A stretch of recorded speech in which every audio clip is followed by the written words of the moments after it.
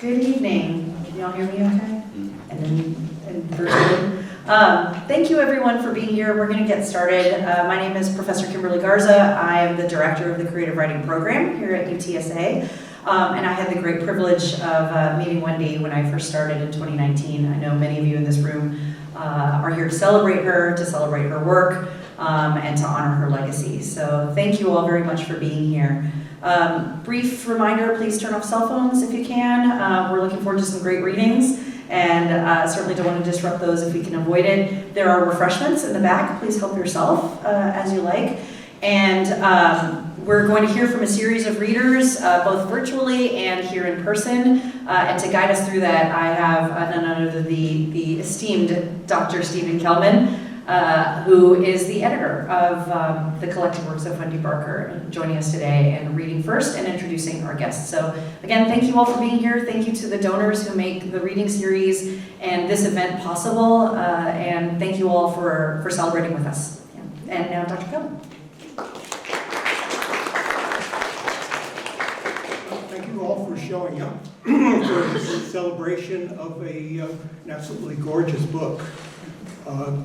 Wonderfully produced by Louisiana State University Press. Wendy's radiant image on the cover, photographed by Sue Hum, and about 500 poems of an astonishing range and quality. I've lived with many of these poems for many years, and going back over them again and again, proofreading them, I am more than ever impressed by not only Wendy's talent, but her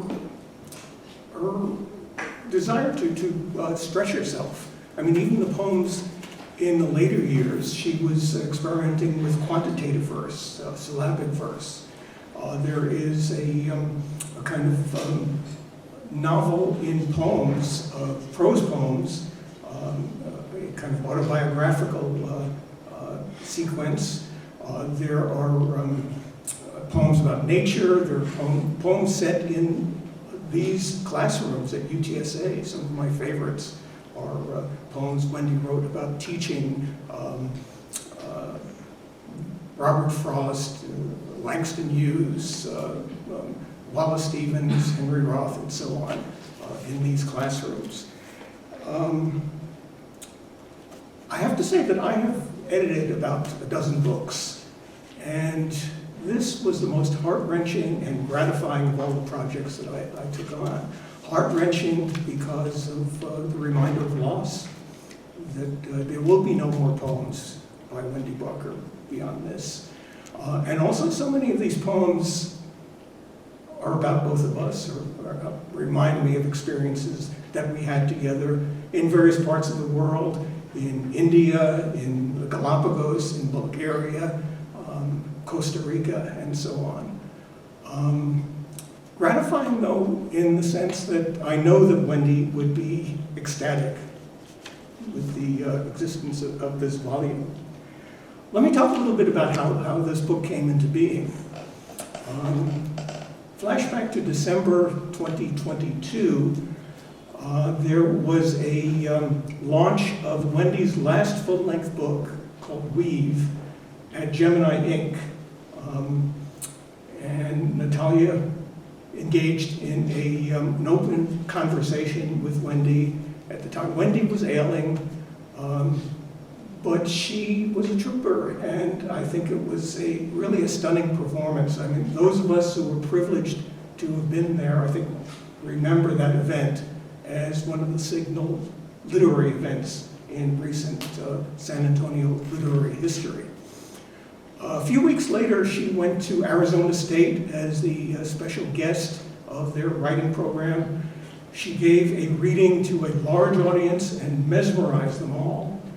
But she was in failing health, and she had difficulty even getting back on the plane, coming back to San Antonio. A few weeks later, she was hospitalized with a bleeding ulcer, and a few hours later, a heart attack ended her precious life. There was still one other book coming out. She had worked with Octavio Quintanilla and his small La Brava press with a chapbook I always forget the title of this. Those Roads, These Moons. And that came out posthumously several months later.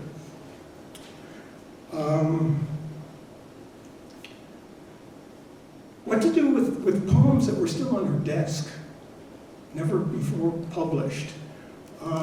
With the encouragement and the support of Ilan Stavins, good friend whom we'll hear from very shortly, I began to assemble the complete works of Wendy Barker.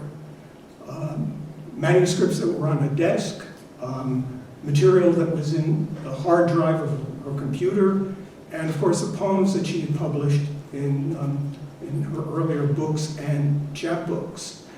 Some of you here know about Wendy's working procedures. As she always told her students, to write is really a matter of rewriting.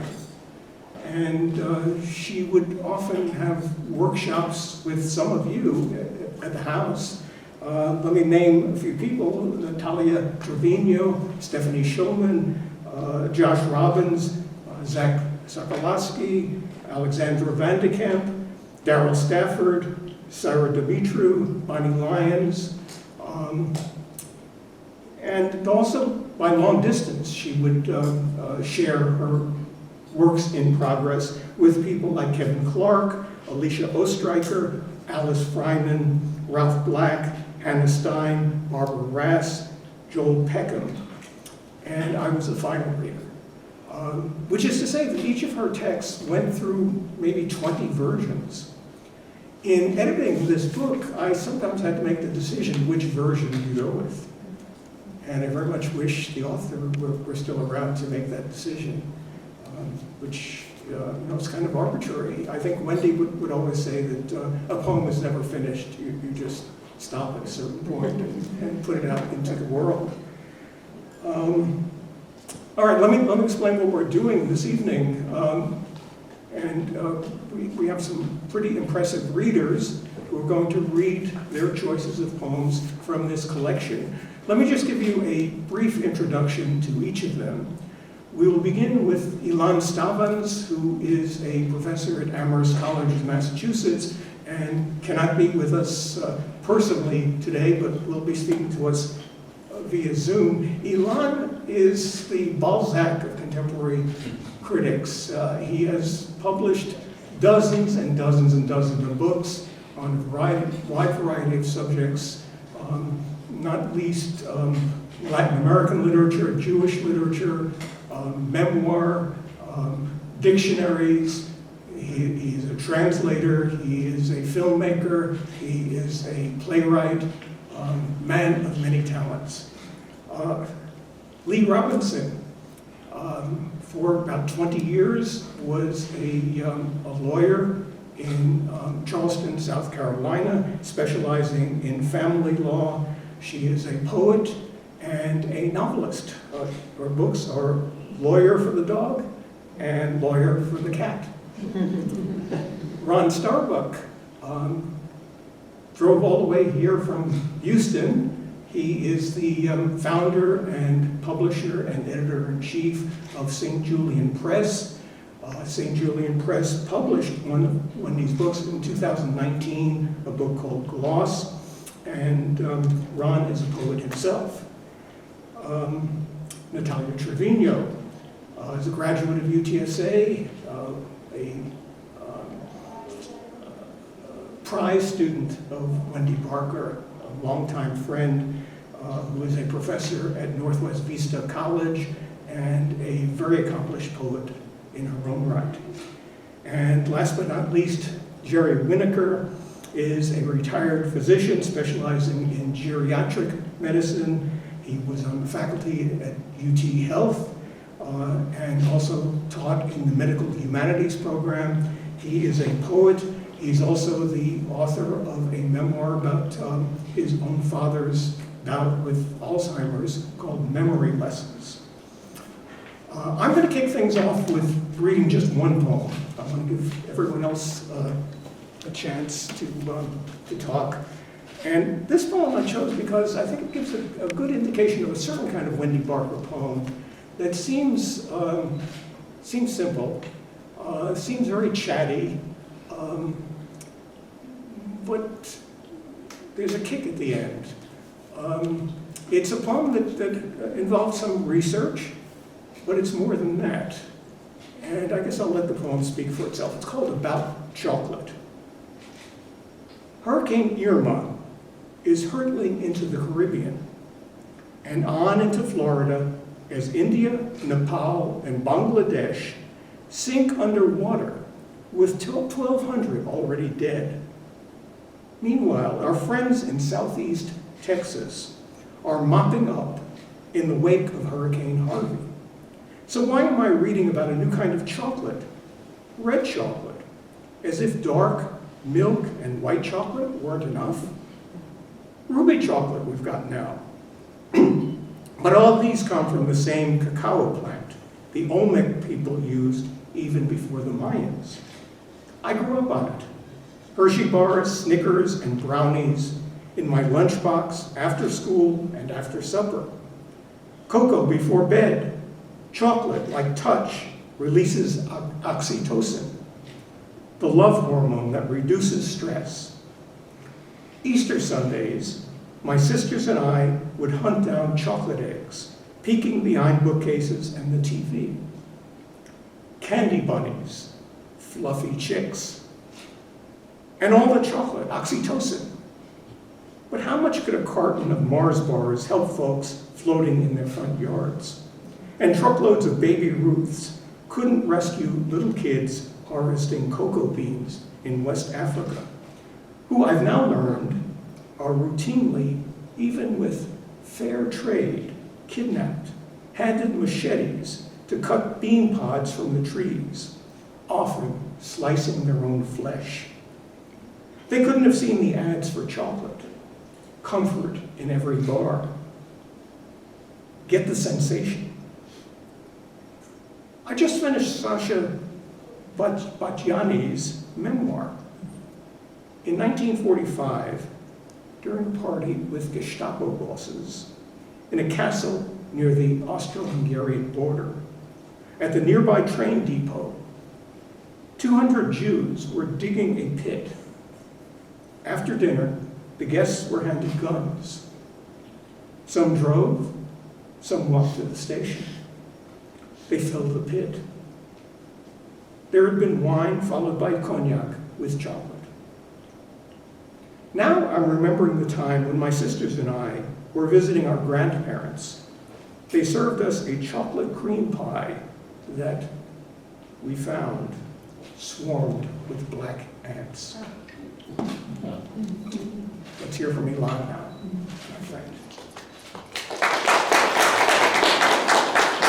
Greetings to all from Amherst, Massachusetts, the town of Emily Dickinson, the place where, as a shrine, Wendy Barker came to visit on a number of times, along with her husband, Steve Kelman, and where I was privileged to spend time with her. It was one of many locations, but I think of her and Emily walking together in town often in conversation. There is something about the collected poems, the complete poems, all the poems of Wendy Barker that makes me think that this is an autobiography of a woman connected right with this town, right with this nation, right with this world, right with the time in which we live.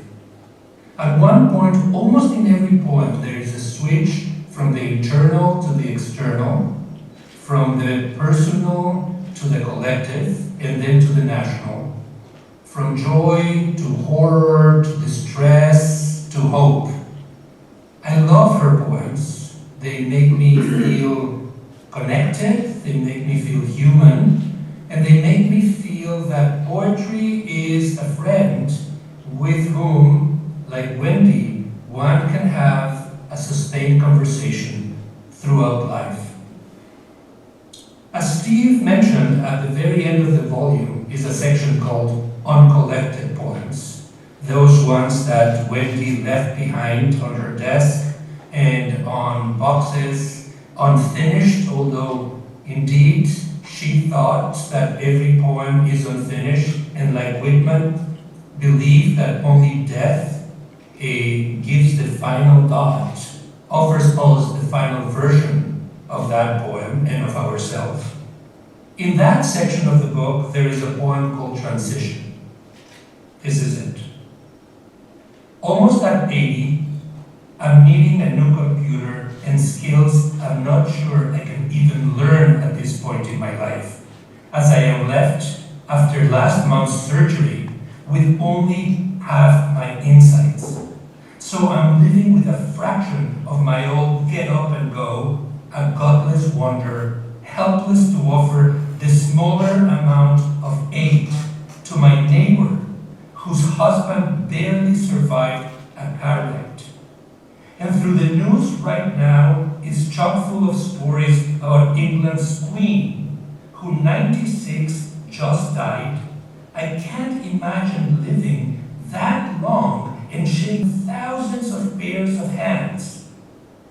But then I remember Ruth Stone in her Vermont farm, where she dashed out dazzling poems till she died in her late 90s. So maybe I'm not done yet. Even if left with half a god, I can digest any breeze that may waft toward my ears, my open eyes, eager tongue. One of Wendy's ongoing dialogues in her poems was with her students, who were also her mentees and her future colleagues, and with her readers. And as a teacher myself, I am in awe at the way that she recurrently explores her role in the classroom. There are many poems in this extraordinary volume where she explores the ins and outs, the rights and wrongs, the naivete and the wisdom of being a teacher for those many years. There is a poem that she titles Ending the Semester in Amlet that I will read now. The guy who served as a lightning house when discussions had grown so foggy I couldn't steer us back on course. The one who never missed a class, who camped in my office every Wednesday afternoon, obsessed with Bartleby and Ahab, made all A's and wrote a dynamite final, hasn't turned in his long essay. Is he bleeding on a gurney in the ER, or moaning by the freeway in a pile of smashed glass and mangled chrome? I email and he shoots back. I haven't written it. No apology, no excuse. I offer an extra day. No response. Not even to say he prefers not to. I want to harpoon that essay and splatter it onto my desk. I give him till midnight. Remind him, bold font on the syllabus. No essay, no passing grade. Still silence. Nada. No paper. Where is the essay? I feel like Herman's wife, Lizzie, nagging him, or Carlyle insisting, produce, produce. Melvin's narrator at least learned about his clerk's past at the dead letter office, but I have no idea where this guy works or if he does. Is he playing some kind of game, resisting like Bartleby, forcing me to play Ahab, hunt him down? Why can't I just give him an F? I've become the narrator of Melville's story, his whole career questioned by the Scrivener's refusals. Maybe I'm remembering my years years as a grad student, when I skipped time with my son to write all those essays, the dread dissertation, and then later meet deadlines for grades, committee reports, updating the CV to show every minuscule pebble I cast onto the scholarly sea. All those sleepy post-Christmas days I missed, leaving my boy and his dad in their jammies to join the tangled academic throngs of the MLA. On this guy's final exam, he added a note that said, our class had changed him. He'd been on course to become like Ahab, netting every A in sight, but after finishing Moby Dick and then reading Whitman, he decided to spend more time with his daughter, who's just learning to walk. And he didn't want to miss a single one of her wobbling steps. He felt the pull of the love and invite in his soul. But I'm left here, anchorless, like Melville's ship, the Rachel, searching after her missed sailors, her lost children.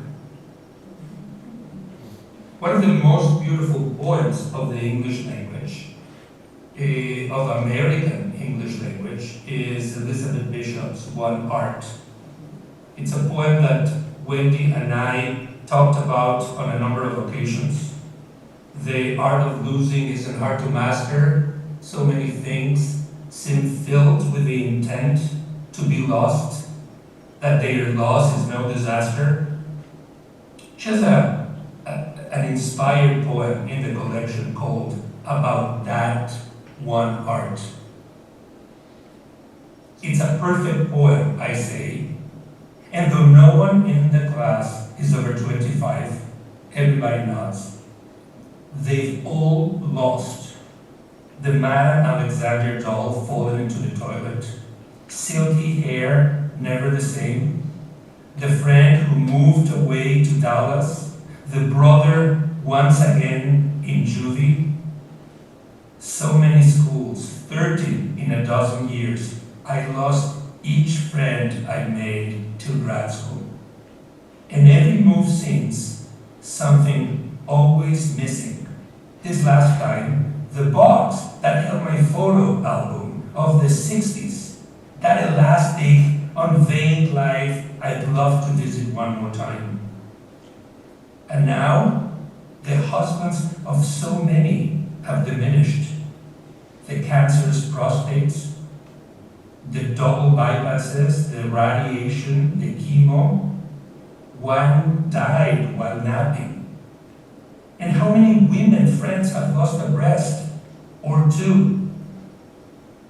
Now I wonder, who'll be the one living first? Me or you? And just how will that be mastered? And how is it that even time begins to lose itself? In class, I asked why Bishop wrote the poem as a V&L. And so we parsed the form, say how such echoings show us, keep us focused on each single disappearance. So at first we hear lightheartedness, a witty irony, but then the sounds grow vaster, catch us off guard, and quicken us. And last, I want to read another poem that also belongs to the section in the book of uncollected poems that brings back Wendy and her mother, and in between an entire nation is suffering.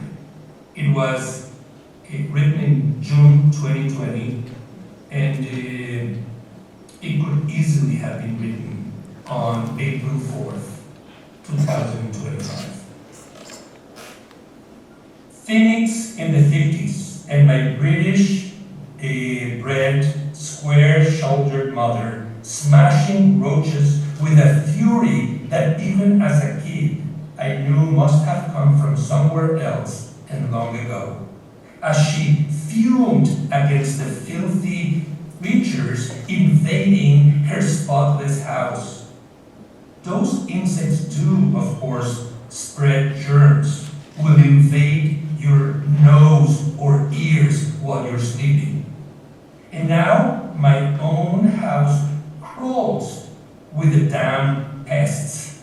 So I smash them every chance I get, flushing their carcasses down the toilet. But what is this anger that engulfs me now?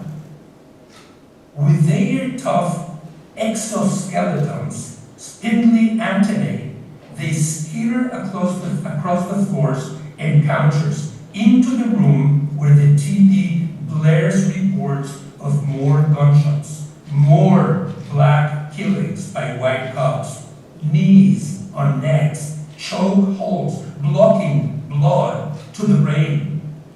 The police are protected by their own kinds of exoskeletons, riot gear, helmets, chest shields, as they use them as teasers and pummel and shoot.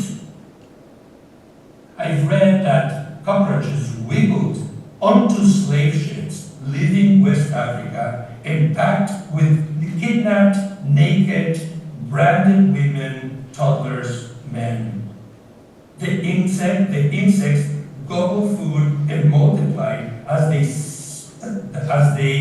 stilted over bodies, plant on plants, covered with shit, with piss, gasping for clean air.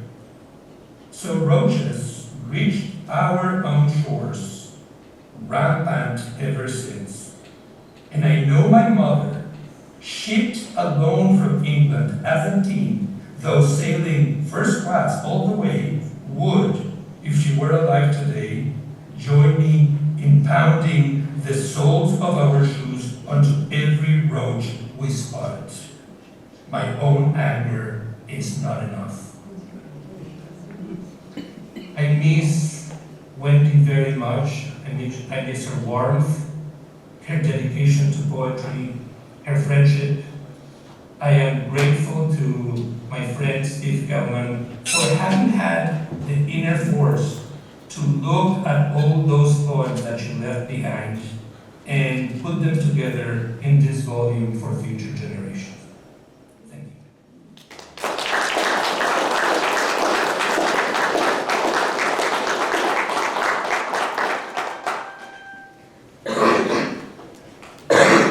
Can you all hear me?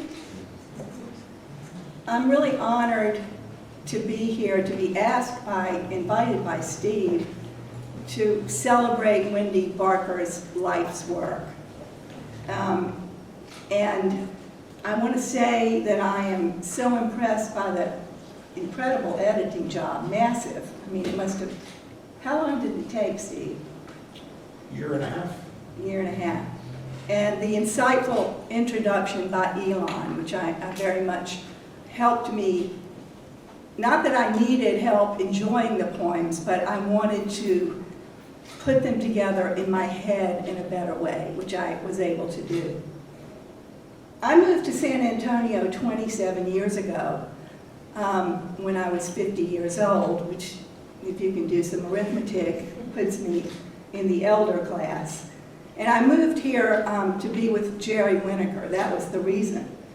I didn't know another soul in this town.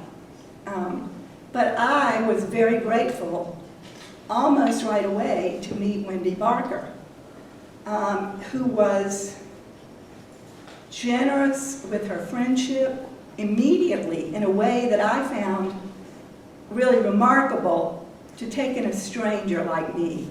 What we had in common was poetry, although at that time I had only published a few poems and a young adult novel. And she, of course, was a renowned writer. She took time with me. She helped me. She wrote a blurb for my first poetry collection. She helped me organize the second poetry collection. I'm amazed at how generous she was with her time. Wendy was a beautiful woman, as you all know, but you can see again on this incredible photograph on the cover of the book. But her beauty was not only physical. She, as Alicia Ostreicher wrote, and I love this quote, "Anyone who has the happiness to meet Wendy will experience, as I have, a certain magic that's like the magic of all fresh living things.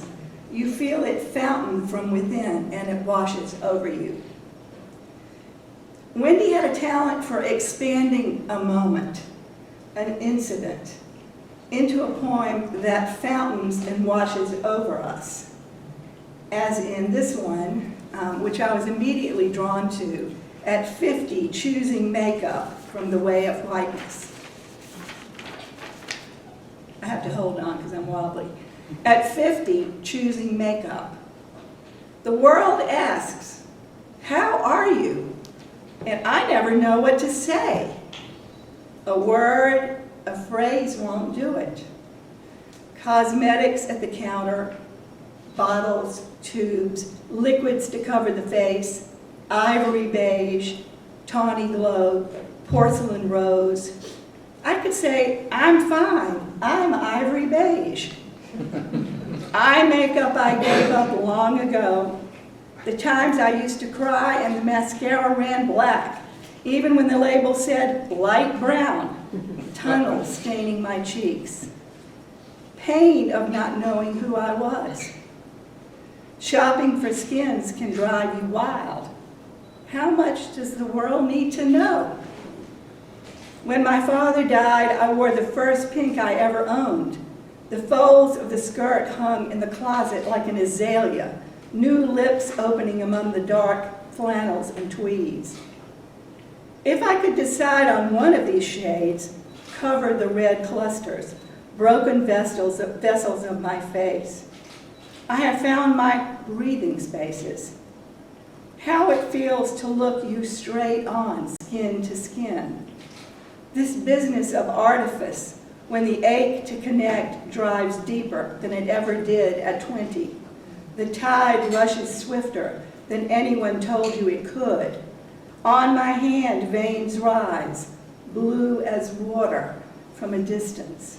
Rivers through the body, all that has passed and passed by.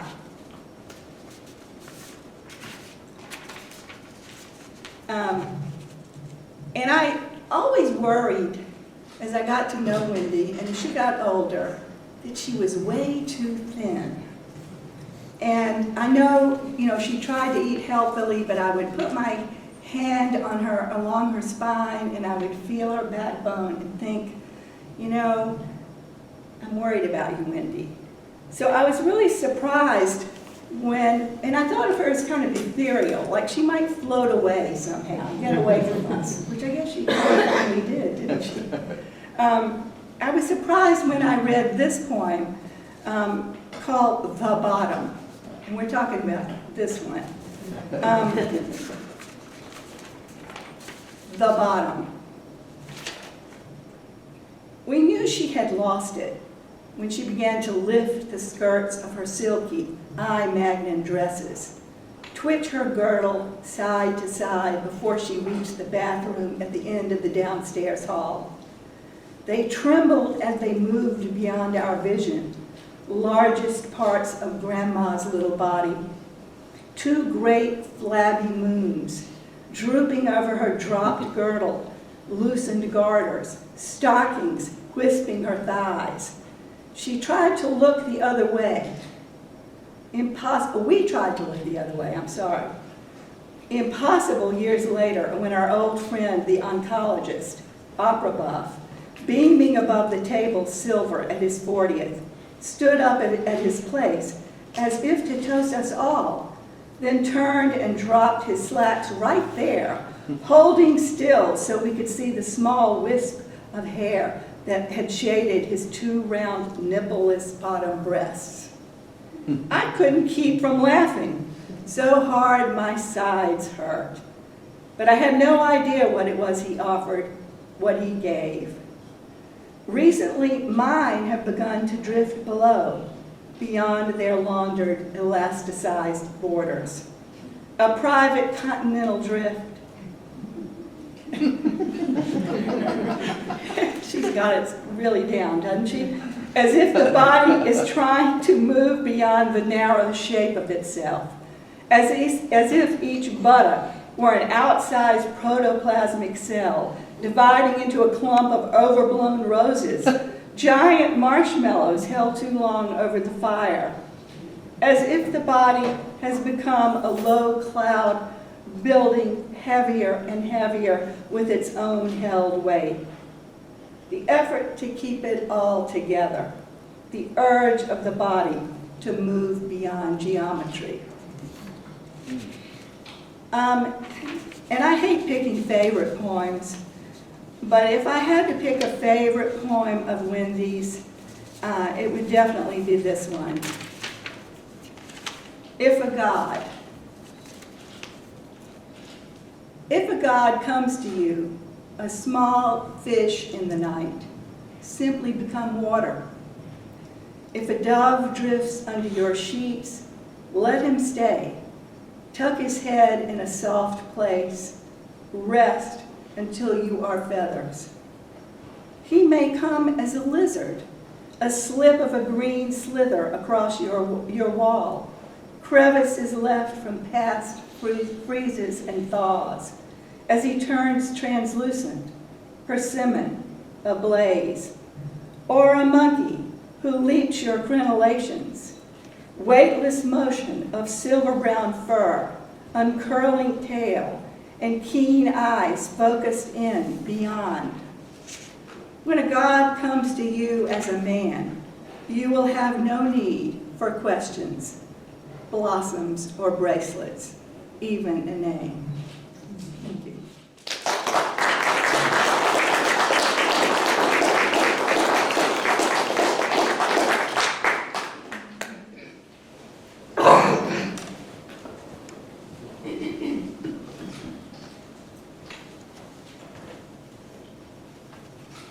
Good evening. I'm Ron Starbuck. Make sure I can read this. I'm reading from Gloss, which is the book of poetry I work with Wendy on. These are all in the collection. She actually started contacting me early in 2019 on the book, and we spent most of that year working together on it. And the final publication date was mid-January 2020, which is when the world began to fall apart for a while. But anyway, it's a book about family and tracing how her family impacted her relationship with her mother, her grandfather. It's just full of lots of different things. And so I'm going to read a couple of poems from this. Now I learn the story about great-grandfather sailing up the Yangtze, false. I found a volume from the Oxford University Press, as well as files in the London Metropolitan Archives setting the record straight. And in a cardboard box buried in a closet, a blue cloth-bound book my grandfather published in 1958, The House of Dodwell. It's even on Wikipedia. William R. Adamson was the man who in 1852 came back from China with a ship loaded with silk and the embryo of a fortune. George Benjamin Dodwell would have been only a year old. Later, at 20, he signed on as a clerk in the Shanghai office. By 1899, he'd been elected of the board. The company renamed for him. How did I get this wrong? Had I embellished, exaggerated the tale? Had Mom, because it had more silvery sheen?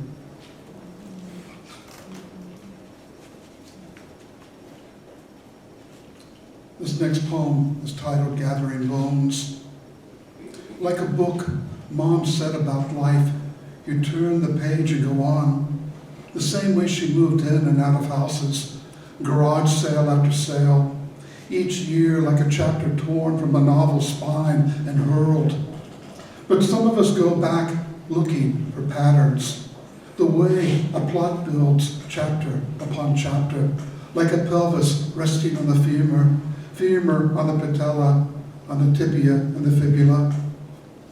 That film I can't forget, Aftermath, the story of a Catholic Polish farmer who discovers Jewish tombstones buried under the town's road. He obsessed with digging them up, 5-foot rounded headstones, one by one. Doesn't know why. He plants them in rows like corn in his field, learns Hebrew, reads the inscriptions, names and names. During the months before she died, when I begged her to talk about our childhood, my mother changed the subject, demanded more milk for her tea. Let sleeping dogs lie, the villagers, even the young priest warned that farmer. Years ago, Mom told me about a nightmare. She was racing breathless through a walled labyrinth garden to save herself from a gigantic man. How many houses it had taken to escape? New Jersey, Arizona, house after house, different towns, and finally, in less than a decade, 3 houses in New Hampshire, each one repainted. At the film's end, the farmer learns it was his father who led the villagers in the roundup of the local Jews, locking them in the family's cottage, which he set on fire. The night before the family ceremonial scattering of Mom's ashes on the lake she loved, I slept with the canister beside me. Sunrise, I carried it down to the dock, opened the lid. I reached in, gathered a small handful, and over my arms and legs spread powdery flakes of crushed bone. I slipped them into the water that carried them, glittering in the light.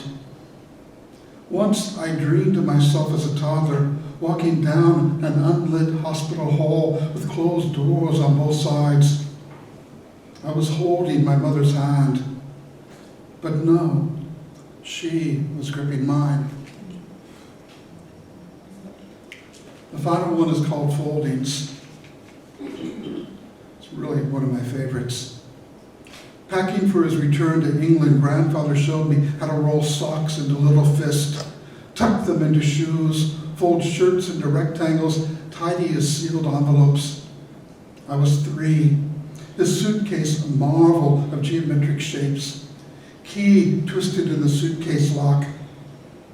I am folding sheets now, smoothing squares into small squares so they'll nestle at right angles on the linen closet shelf. I was 6 when Granny showed me how to iron without an iron. Finger pressing, she called it. How to smooth the wrinkled, still damp fabric of a skirt or blouse with the flat of your hands. That July, when Mom called, took half an hour to tell me That July, when Mom called, took half an hour to tell me what she stuffed too deep in a trunk it had taken decades to uncover. She said she finally remembered night times in the big bed. Her little girl self folded between them. Her daddy played with her, taught her to play with him, her mummy wide awake right there. How can you fold yourself in on yourself? The toes of the socks in the innermost, the tops wrapping around them. How you can take your own layers and tuck them into creases. Grandfather's Ogami, on his second visit, he showed us how to press plain white paper into tiny triangles. And then, voila, open, a flower, a bird. A different kind of folding, an unfolding, the way you shake a clean sheet till it sails over the bed, billows. The way white-winged dove folds her wings close to her rounded middle, and then opens them out, lifts off. Unfoldings, the way a flock of swallows makes pinpricks in the sky. Openings. Last summer in Paris, the Centre Pompidou, the paintings of Simone Hante, wide white walls with his room-size unfoldings. He crushed the canvases, folded the cloth so we couldn't see the whole surface where we brushed the paint. Village said he didn't want to know where the edge was, where the canvas stopped. Thank you.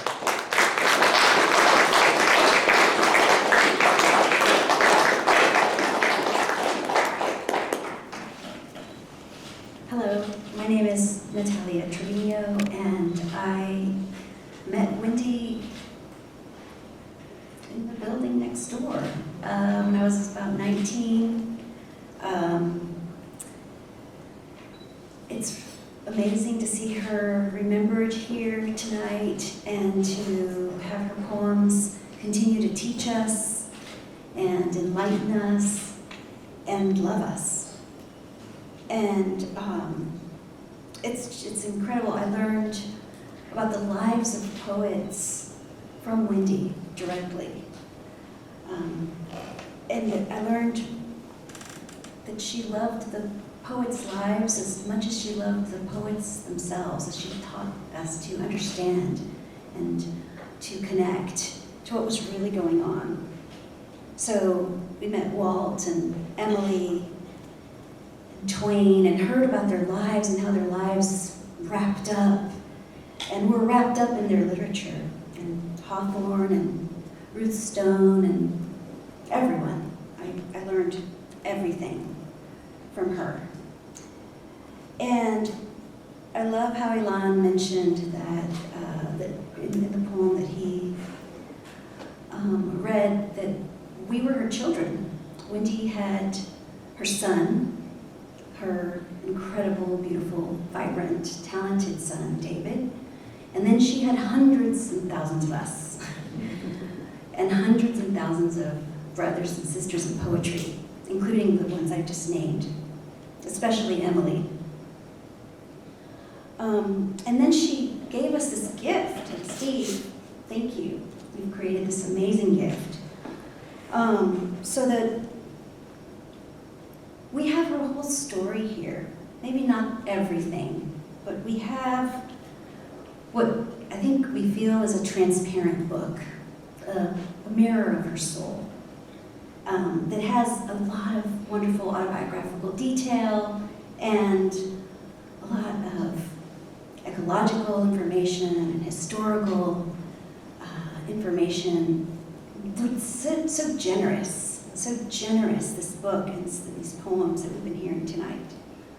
And it'll help, and these poems themselves will help us understand the poet's life as well as the poetry, as well as the cadences, as well as the line, as well as the art, the image, the calligraphy of poetry that is here, that she took 20, 30 drafts in, and as we worked through poems and discussed the comma or not there, the line, the color, everything that she taught me personally and shaped me completely.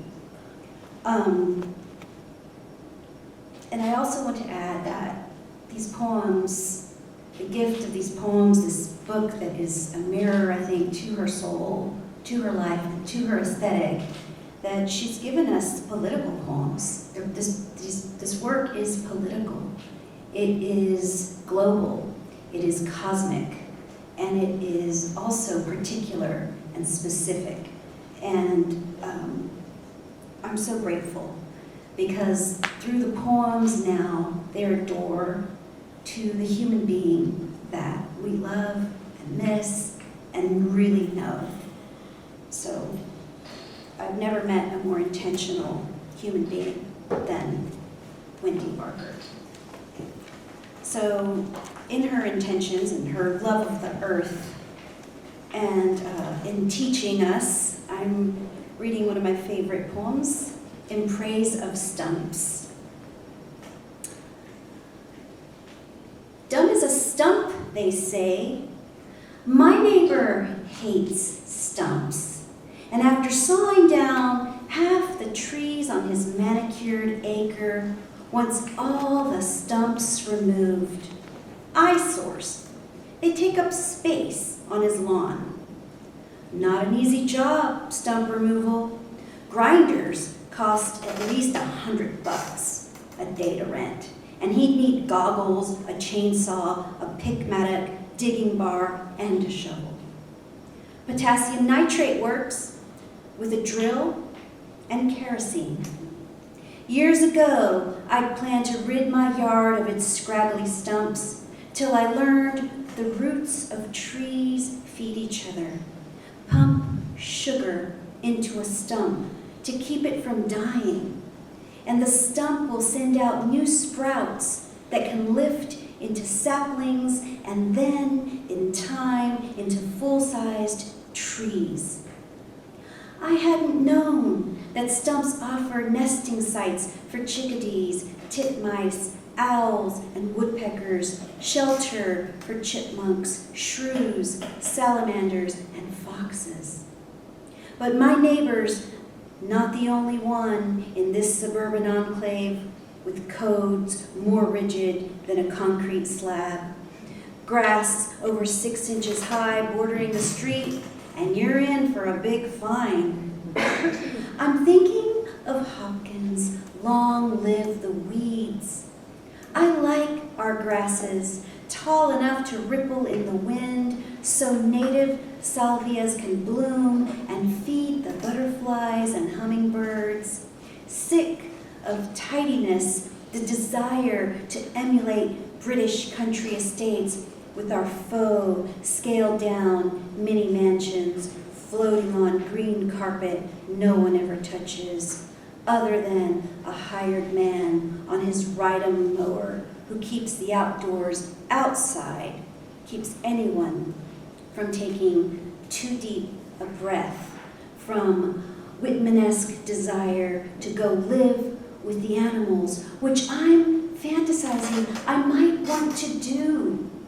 But right now, I'll go out, speak to my dead trees, tell them I know their roots are alive, connected to all the leafy trees nearby, and I know they're signaling each other through an arboreal internet, their intricate fungal mycelial network, maybe warning about our thick, dumb as a ditch skulls.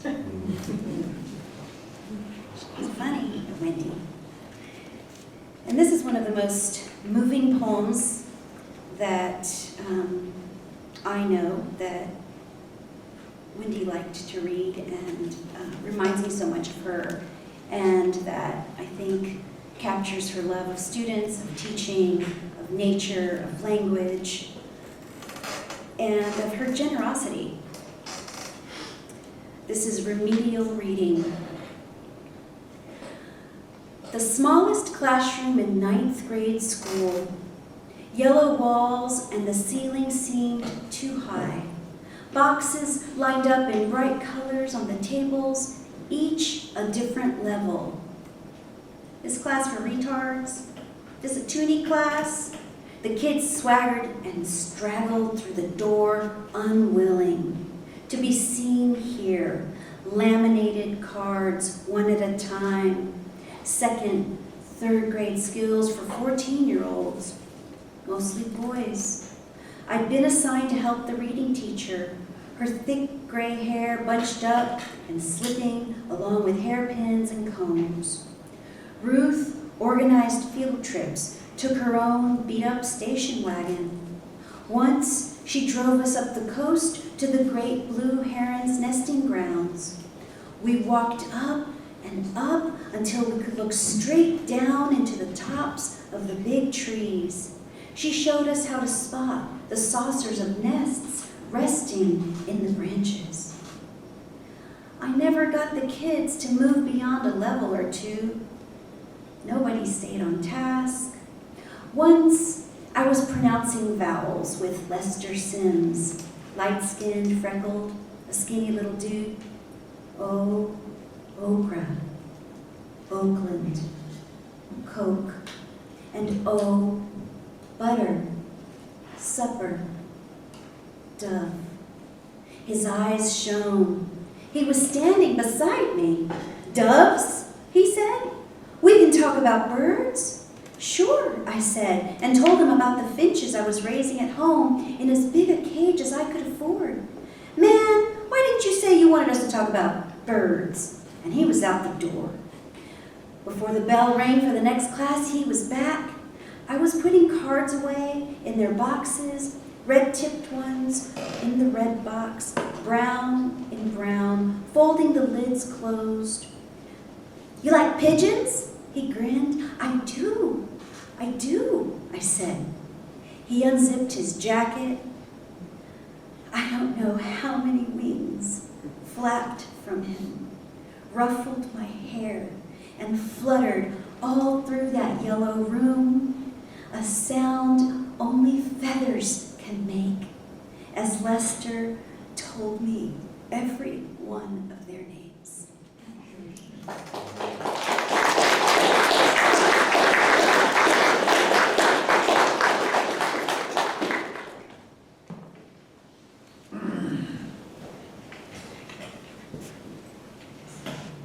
Pleasure to be with everybody tonight.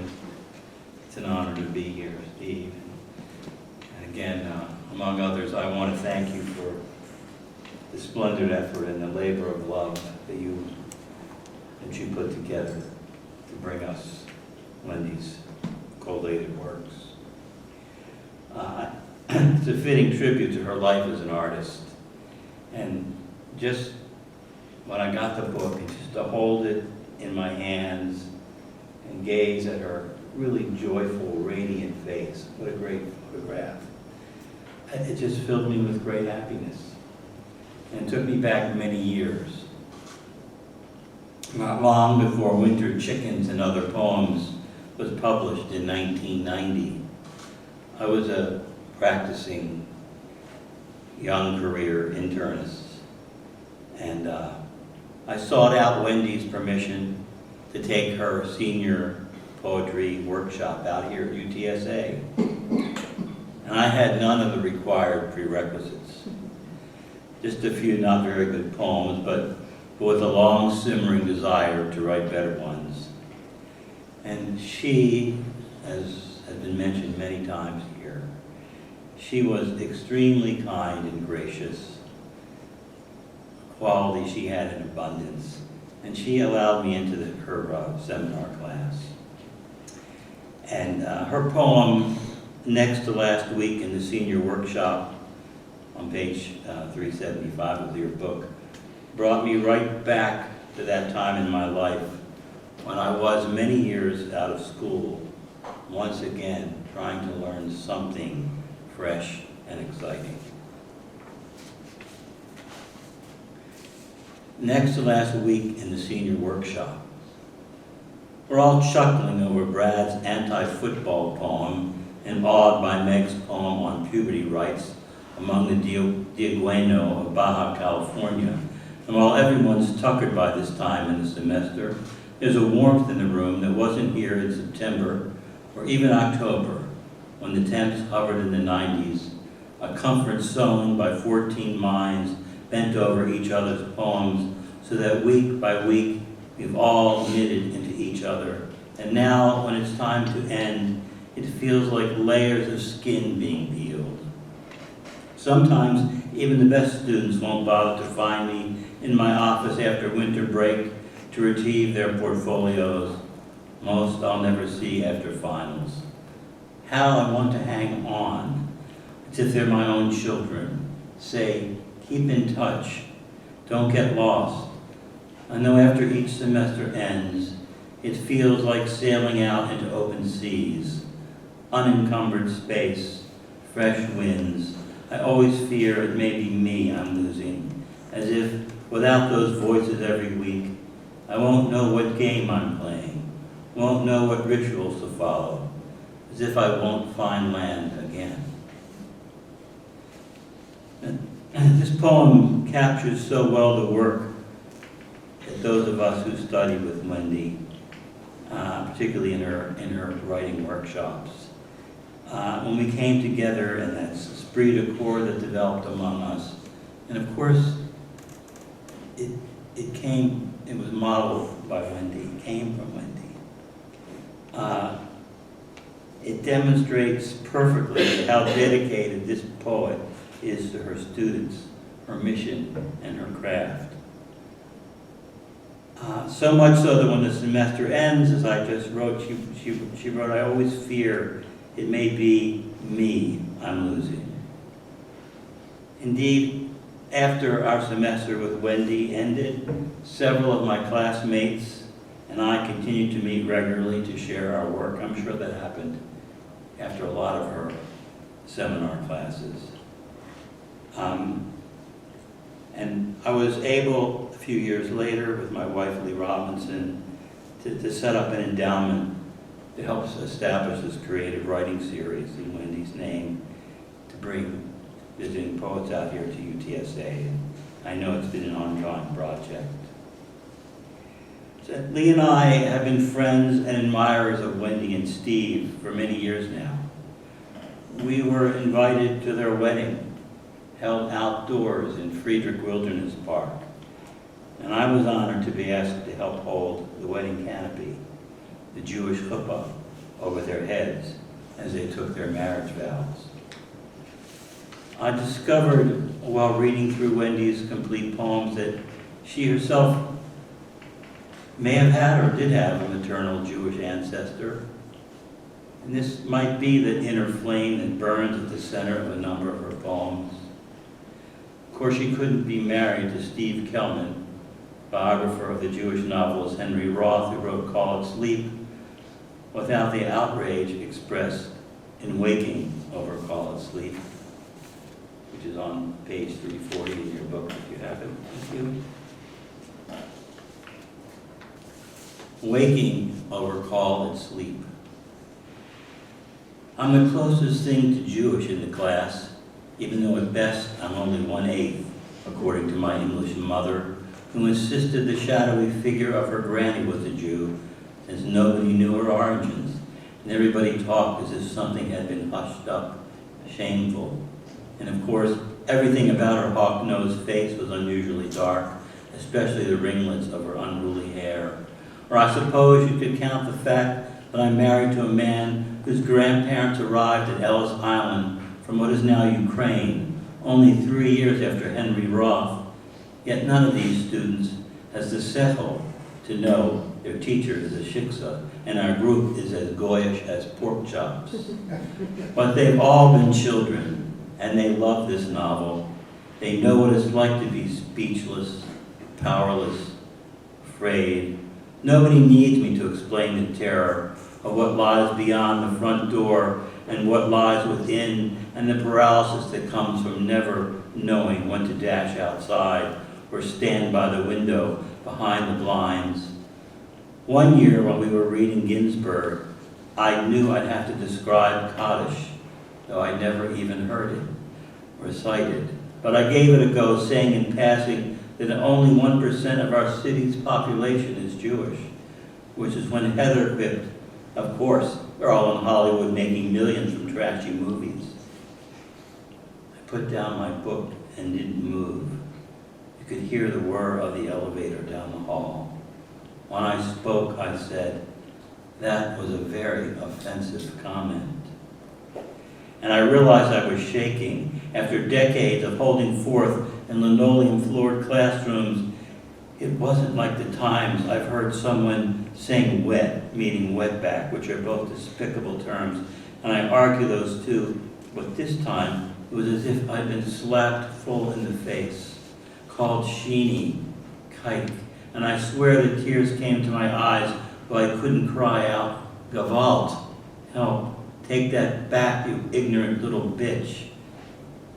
The tension lasted beyond the 10-minute break, which I loosened to 20, and not just for the smokers. Now I've handed out maps that highlight Galicia, Brooklyn, Tismenic, the Lower East Side, Avenue T, D, and 9th Street, and a list with explanation of terms, Haskell, Ashkenazi, Nish, Shul, and Pogrom. We talk about Friday night and the candles, and everyone is right there in the room with Roth and with me and with my husband who joins us after the break to tell about the author's life with his duck farm and his Goyish wife and his writer's block. And I begin to wonder if any of these students with family from Monterey or Laredo will someday learn, as a friend of mine did last year, that a great, great, great and beyond grandfather came over from Spain to escape the Inquisition. And if it will happen, as my friend Raoul told me it did, that in the lighting of candles with relatives gathers for a first Shabbat, an elderly aunt in the corner will begin to sigh and weep. And when they press her, ask her what's wrong, she'll tell them she's suddenly remembering an abuela who covered her face with her hands every Friday night to greet the divine, the Shekinah, and who every week sent one grandchild to buy candles. A child, I'm thinking, who wore a silver cross around her neck and had never heard Judia de Mierda hurled in her face with the autopilot contempt of the 6 girls who chanted at me in the bathroom once during 2nd grade as they pointed at the color of my striped dress. Blue, blue, you're a Jew, but I didn't get it. I thought they were saying jewel.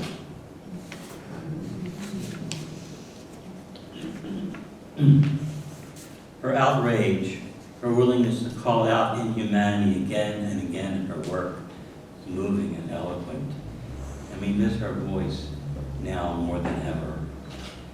She was an admired friend and mentor, generous with her encouragement, kindness, and praise. When it became my time to publish my first slim volume of poetry, she wrote a blurb for it. Although I am grateful to and a bit embarrassed by Wendy's over-the-top praise for that book, the simple fact is that had Wendy not come into my life when she did, as she did, my slim volumes of poems would not be out in the world. Her passage from this life, like so many of my patients and family members and friends, was not an easy one.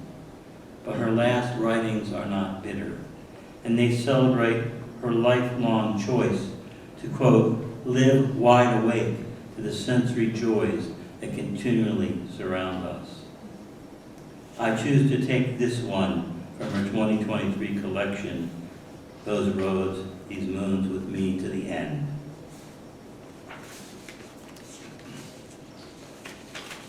A waning moon brings. Time to declutter. Remove the old stuff that's been jangling cords while clogging your veins as outdated cans clink on pantry shelves and clothes you never wear cram your closet.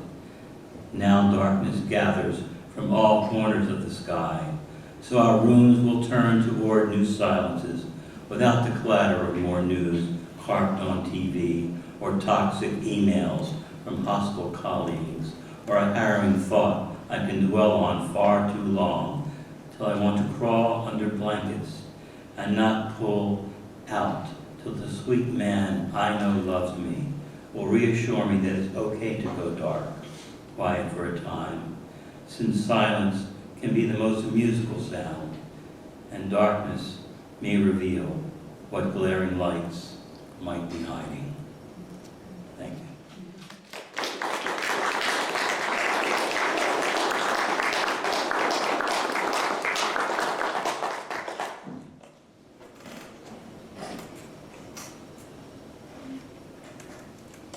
Give the last word to Wendy herself.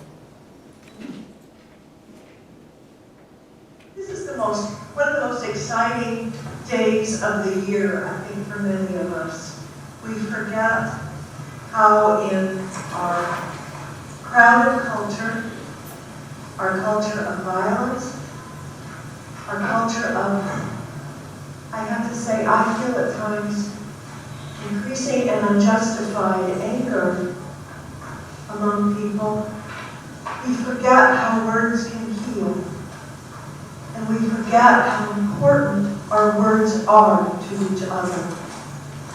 How essential it is for us to allow and encourage, as you all are doing, our young people to express themselves and really say honestly what's on their mind and play with words and find that delicious sense of being able to play with our languages, because many of us contain more than one language, and to be able to dance between and among them, and do that dance that allows us to connect together in the ways that can heal us as peoples of all sorts, from all sorts of places. So bravo to all of you who are participating in this expression that I really do believe is the sort of thing that can save our species. I know I'm sounding a little dramatic today, but I think what we do is necessary. I remember one time someone was at the house fixing my computer, a really nice guy who I call him to help with when my computer goes berserk. And he asked what it was I wrote. And I said poetry. He said, fluffy stuff. I don't think poetry is fluffy at all. I didn't say anything back to him, but maybe I saved it for today. But you all know that anyway. It's not fluffy stuff, what you're all writing and what we encourage our young people to be writing. And thanks to all of you for participating in such a fine event. Just 3 little poems I will share with you today from a chapbook that came out this summer called Things of the Weather. I think sometimes we forget how the external weather affects us internally, how the weather events. I actually like the Weather Channel. My husband thinks I'm nutty and he pushes the boat as fast as he can, but I'm interested in weather patterns. And this whole chapbook has to do with phenomena having to do with weather. A lot of poems about clouds. I don't think it's fluffy stuff. I think it has to do with the fact that we are physical creatures and the atmosphere does affect us inside. So these are little poems, most of them very short, I'll only read 3 of them, that have to do with the relationship between the external weather and our internal weathers. Just as I think today we're all responding to this absolutely gorgeous weather today, even if we're inside, you know, what it's like out there when we go home. The first poem I'll read is called Contrails, and you all know what contrails are. It's the name for the sort of cloud formation that's the little line that's formed after the jet plane, from the plane as it travels in the sky. We see these lines often, they become cirrus clouds actually, after they sort of dissipate. It's called contrails. Lines that reverberate beyond the actor's exit. A bite embedded, burr in a Bermuda lawn. An enemy's position can be calculated from a plane's traces. The exhalations freeze as they leave the tail. It's ice crystals we see as a trail of tissue, nail clippings, a snakeskin the plane has moved beyond. But sometimes the lines retain their sharp edges and crisscross above like blade slashing the last word. This one is called Thunder.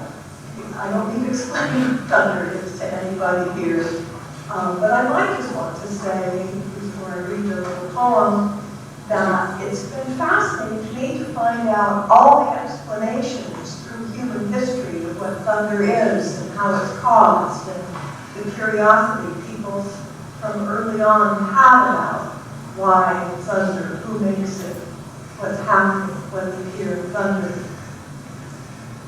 Thunder. To Descartes, one cloud falling onto another. To the Greeks, Zeus's shield shaking, a forerunner of Hopkins' shook foil, that grandeur, gathered and charged. For the native tribes of the plains, thunderbirds' wings beating. Such magnified oscillations are beyond us, yet the very air we breathe is grumbling, a succession of compressions, negative and positive ions colliding as someone in the next room is about to explode. This is a poem of a very different mood called Sunset Crescent with Venus at greatest eastern elongation. When we see Venus, the planet beside the moon, it's at its greatest eastern elongation, as the astronomers say, and crescent, of course, refers to the crescent moon. Sunset crescent with Venus at greatest eastern elongation. A whispered touch, your lips across my wrist, and there, up there, surrounding us, a violet calm, a gauze contentment, and a sliver of light, slim canoe, suspended on the float of lavender, mauve, pastel haze through which this single disk of light off to the side gleams down to the fading, almost colorless green of the lawn where rain lilies lift their pebbled whiteness, as many lilies nibbling in the coming dark down here as stars.